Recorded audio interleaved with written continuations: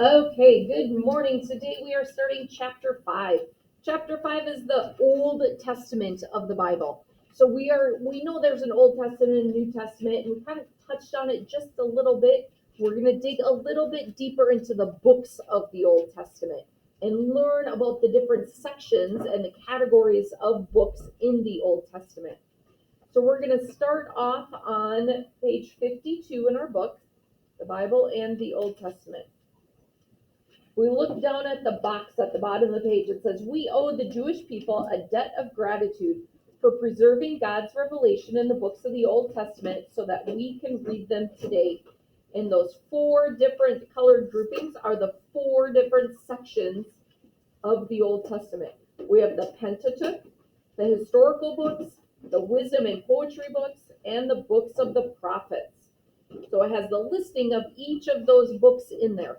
If we look at the Pentateuch, what does penta mean? Who knows from like math class when we're thinking about shapes? What does penta mean, Naveen? 5. If you think of a pentagon, it has 5 sides to it. Penta means 5. So there are 5 books in the Pentateuch. So penta means that 5. We're going to be talking about the Pentateuch in today's lesson. So we're going to learn about the first 5 books. All right, as Christians, we have Jewish roots. This is because we are followers of Jesus, and Jesus was a Jew. He obeyed the Jewish covenant and law. He worshiped in synagogues, a Jewish community center and place of prayer, and at the temple in Jerusalem. And he knew the Jewish scriptures very well. In the Gospels, Jesus frequently quotes the Jewish scriptures, essentially the Old Testament of the Bible, in his teaching and preaching. Andrea, definitely not what we're doing right now. Put that away. Our faith is built upon the Jewish faith practiced by Jesus. We are the spiritual descendants of the Jewish people, God's chosen people. To understand our faith better, we can study and pray with the Old Testament to understand the chosen people's relationship with God. The Old Testament is divided into 4 major sections. We just talked about them: the Pentateuch, the historical books, the wisdom and poetry books, and the prophets. This chapter looks at each of these sections and discusses some important stories and people you will find in them. Other chapters in this handbook cover some of these sections in greater detail. But the best way to learn about the Old Testament is to read it. So the chapter identifies many Bible passages for you to look up. This chapter also introduces you to several different kinds of writing in the Bible. These different kinds of writing are called literary genres. So in language arts, you're talking about the different genres. Okay, the mystery, the realistic fiction, the different types of genres that are there. There's different genres in the Bible. So the genres in the Bible include symbolic writing, laws, songs for worship, historical accounts, proverbs, short stories, love poetry, speeches, and prophetic sayings. Knowing the literary genre of a Bible passage is one step toward interpreting the passage correctly. So you need to know what type of writing that you're reading to really understand what they're trying to tell us. The Pentateuch. The Pentateuch is the first 5 books of the Bible: Genesis, Exodus, Leviticus, Numbers, and Deuteronomy. The Pentateuch is a Greek word that means 5 containers of scrolls.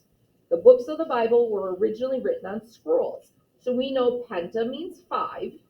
So tuch means the containers that have scrolls in them. So the Pentateuch is the 5 containers with those scrolls, the first 5 books of the Bible. You may also have heard Jewish people call these 5 books the Torah. So we call them the Pentateuch, they call them the Torah. It's the same 5 books. Let's look at these 5 books more closely. The first book, Genesis, tells about the creation of the world, Adam and Eve, original sin, Cain and Abel, Noah and the flood, and the Tower of Babel. These are all stories that we're familiar with. We've heard those stories. So Genesis is the beginning, the creation. Yes? Genesis goes all the way to Abraham, right? Because it says that on here. I just didn't finish reading it. Genesis goes on to, I needed to finish that paragraph, Naveed. Genesis goes on to describe the beginning of the chosen people through God's covenant with Abraham, his son Isaac, and Isaac's son Jacob. So it's the creation story and then those stories right after the creation story. Then we come to Jacob's descendants. The Israelites were forced to migrate to Egypt because of the drought. Their population grew so large that the Egyptian rulers felt threatened and enslaved them all. There were so many Israelites there that they were scared they were going to take over their country, so they made them the slaves. That's when we get into the book of Exodus. It picks up the history there. So Exodus is the exit. So we think about how we had the book of Genesis talks about them getting into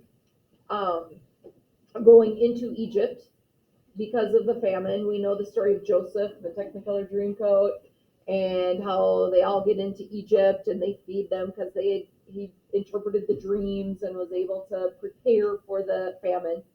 But now they become slaves. So Exodus is when we talk about the exit.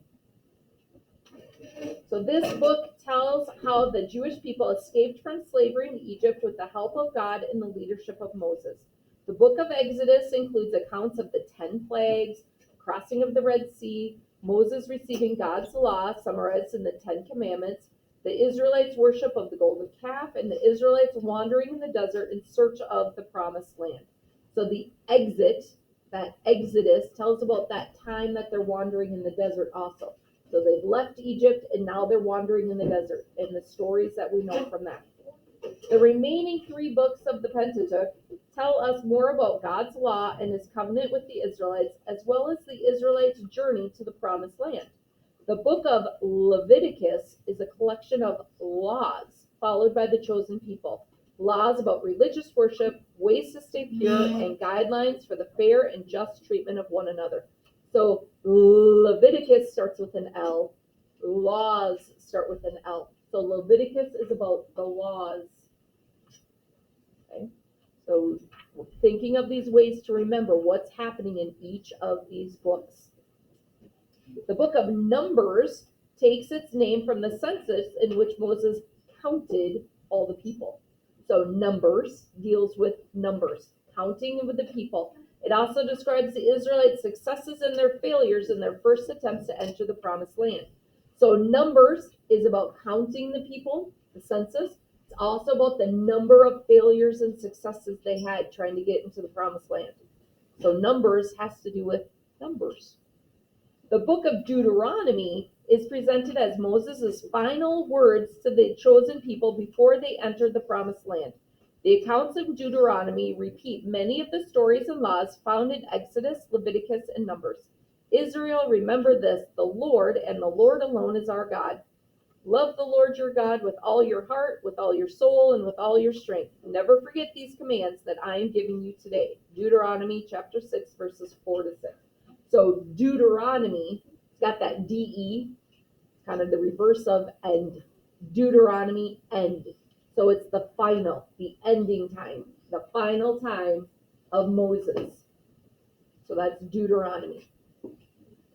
These 5 books of the Pentateuch reveal important things about God and his original plan for creation and humanity. We need this knowledge to understand what is happening in the rest of the Bible. Here is a list of some of these teachings and where you can read more about them. So if you go home tonight and you want to read a little more about some of this stuff, look them up in your Bible. God made everything, and everything he made is good, is in Genesis. God made human beings to be in a special relationship with him and to participate in his work. Caring for creation is also in Genesis. God made man and woman to complement each other and to join together in marriage. That is in Genesis. And sin damages our relationship with God and with each other is in Genesis. God wishes to be in a loving and committed relationship, a covenant relationship with human beings. We can find that in Genesis, in Exodus, and in Deuteronomy. God hears us when we call out to him, and he rescues us from sin and evil, is in Exodus. And God gives us his law to teach us how to live in a good relationship with him and with one another, is in Exodus and Deuteronomy. So So those are just some different themes that you might want to look up in the Bible. And with that, I'm going to say to our friends at home to have a good afternoon. Complete this first section on the Pentateuch in our reading guide. And I'm going to close